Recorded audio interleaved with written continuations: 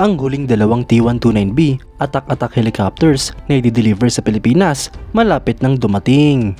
Ito nga po mga idol ang kukumpleto sa 6 na units na mga brand new na T-129 attack helicopters mula sa Turkey. Yan ang pag-uusapan natin, pero bago yan, kung bago ka lang sa aking channel, ay huwag mong kalimutang mag-like, subscribe at i-hit mo na rin ang notification bell button para lagi kang updated sa mga bagong videos natin.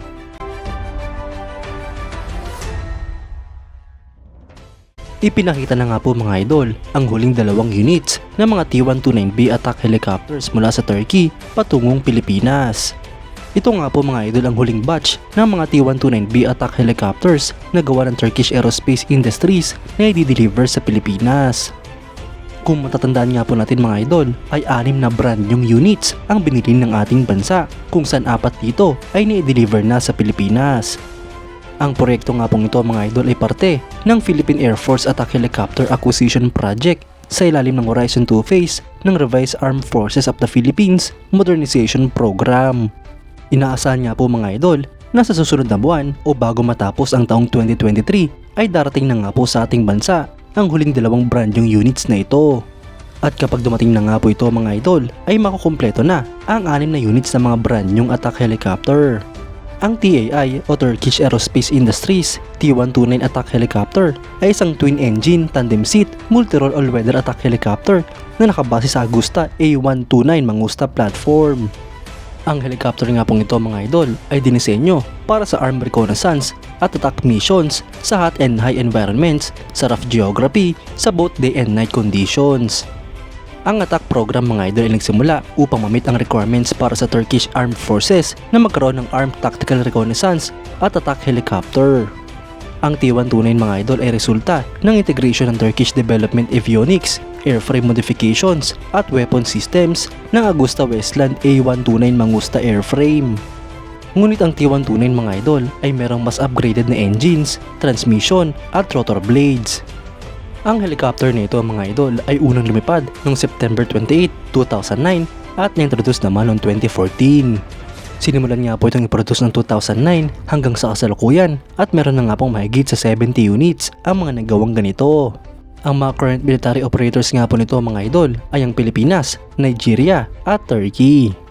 Ang helicopter na ito ay pinapalipad ng 2 crew. May haba nga po itong 14.54 meters, height na 3.4 meters, maximum takeoff weight na 5,056 kilograms at power plant na 2 LH-Tech CTS-800 4A turboshaft engines.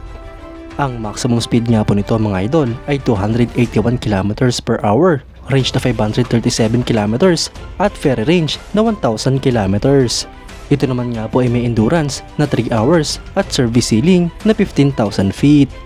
Para naman sa armament mga idol ay meron nga po itong isang M197 20x102mm 3-barrel rotary cannon na may 500 rounds.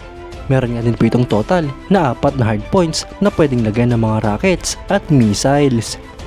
At para naman sa avionics ay meron nga po itong Aselsan Flare 300T electro-optical flare system.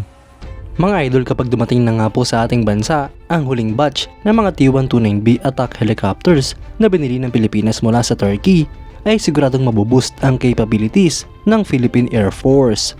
Madaragdagan na naman nga po ang mga air assets ng Pilipinas na magagamit ng Philippine Air Force sa kanilang mga misyon. Ngunit marami nga po ang nagsasabi mga idol at nagbibigay ng opinyon na kokonting units lamang ang binili ng Pilipinas ng mga brand yung attack helicopters. Good news nga po mga idol dahil ayon sa mga impormasyon ay pinaplano pang ng ating bansa na dagdagan ang mga attack helicopters ng Philippine Air Force. Malaki nga po ang posibilidad na mga T-129B attack helicopters pa rin ang bibilhin ng Pilipinas. Ngunit bukod nga po sa mga helicopters na ito ay marami pang ibang option mula sa iba't ibang mga bansa. Sana nga po mga idol ay matuloy ang acquisition project na ito at nang sa ganon ay mas dumami pa at mas maging moderno ang mga kagamitan ng ating bansa. Kayo mga idol, anong masasabi nyo? Comment down below for your thoughts and opinions. At yan nga lang po ang pag-uusapan natin ngayon mga idol. Maraming salamat sa panonood.